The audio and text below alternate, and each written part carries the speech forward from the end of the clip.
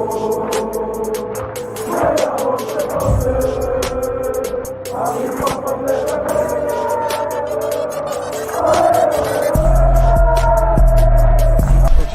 out to Kopish. Shout out to Kopish, guys. All the good work the up. two legends, Emil Heskey, Howard Gill.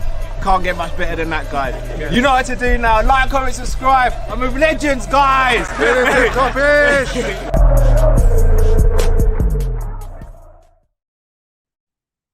What's going on, people? Big up your damn selves each and every time. As always, make sure you smash that like button on the way in and subscribe if you're new. We're on the road to 30 people, so please help us to get there.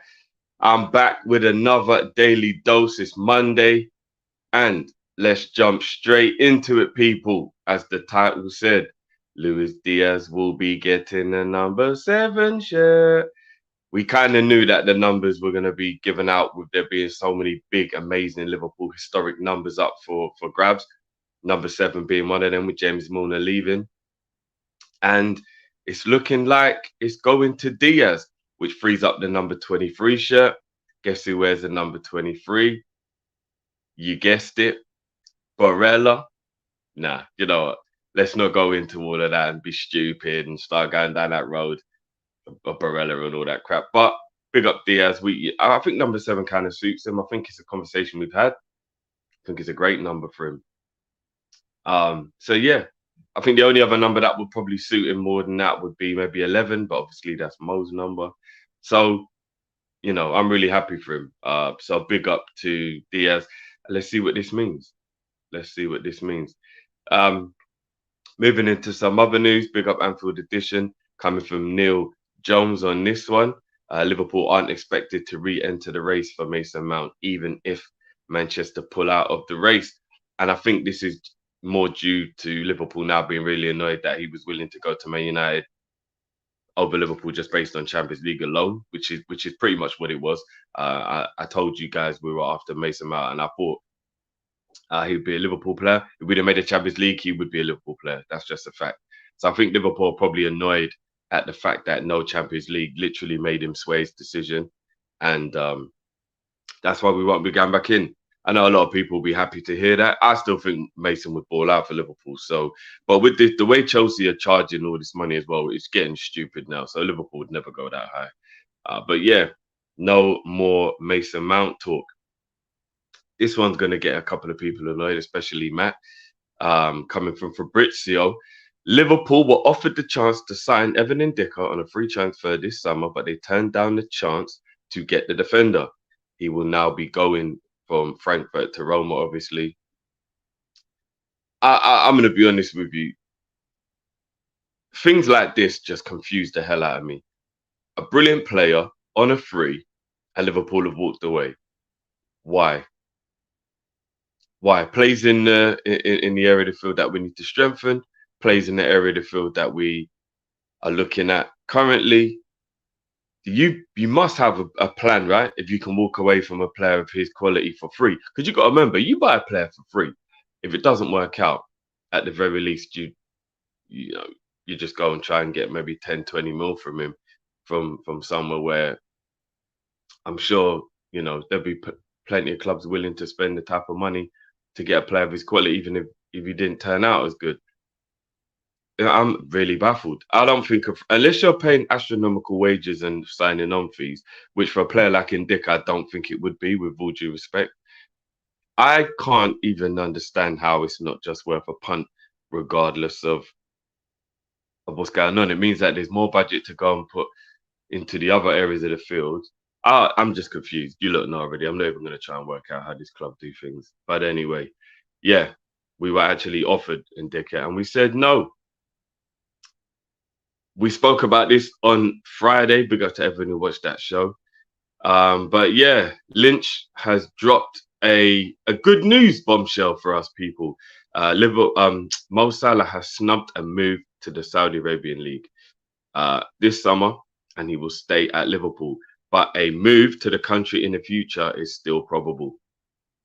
I don't know if you lot watched the show on Friday at the part where we spoke about this. I think for the future, this could be what we still do.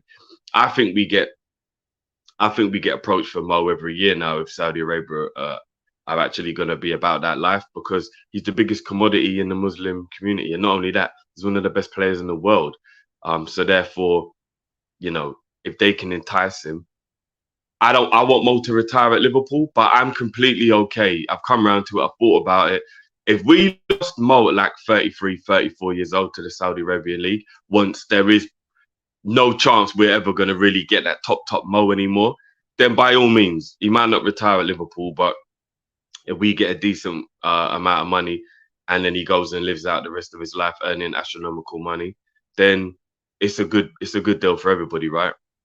So again, I would rather Mo retired at Liverpool, but I do think there's a possibility. It better not be next year, because he'll still only be 31, coming up 32 at that point, and I still think there'll be a lot of football left in him, and that would really annoy me. Again, you got to look at the project now. How much would they offer? At least Mo still has 3 years left in his deal, which means that we're in a very, very healthy situation where we could reject this summer and next summer and then still command a decent fee for him. So let's see in it. But I don't know, man. I don't know. We'll see how this one rolls out. But at least he'll be here next season, people. That is the main thing. And then rolling on to the same league, this time from Ben Jacobs, coming away with Anfield Edition. Big up yourself, boys. Sources are convinced that Roberto Firmino will sign a 3-year deal with Al Ahly, and talks to bring the forward to the Saudi Arabian League have been very positive and are advanced at the moment. Now, a lot of people thought he was going Barcelona, and then at Real Madrid, rumor popped up and stuff. Wherever he goes, we wish him luck regardless. But you want to know what? A player of his quality, at his age, I would probably say best to stay in Europe. But if he decides to go, then good on him. I wish him absolutely no ill will whatsoever. And you know what? It's a payday that you just can't. I mean, I was watching today the private planes and everything they get to fly on and stuff. I don't know if people have seen it, but it's a different level of life, innit? Ighalo was the one showing everyone around and stuff. And yeah, you can't look at that and not think, you know what, at 31, coming up 32, which Bobby will be this season, yeah, like that looks like an amazing life to bring all my daughters and my wife, and let's go and enjoy some of that. But again, like I said, at his age, I think 1 or 2 more years at the top level are easily accomplishable. And, you know, for the greater good to see him in the Champions League still and stuff like that, I probably would have preferred he stayed in Europe, but we'll see how it goes, you know what I mean? But big up to Firmino each and every time, regardless of whatever decision he makes, man. He deserves all the money, the praise, or the success in the future he gets, and he'll be missed daily, man. You know what I mean? So big up yourself, Mr. Firmino. And there you have it, people. That has been the Daily News Show. Make sure you lot are smashing that like button for me. Make sure you're subscribing if you're new. And we'll be back later on today for the Monday show, as always, people. So make sure you tune in for that one as well. So until then, I'll see you on the other side, people. Peace.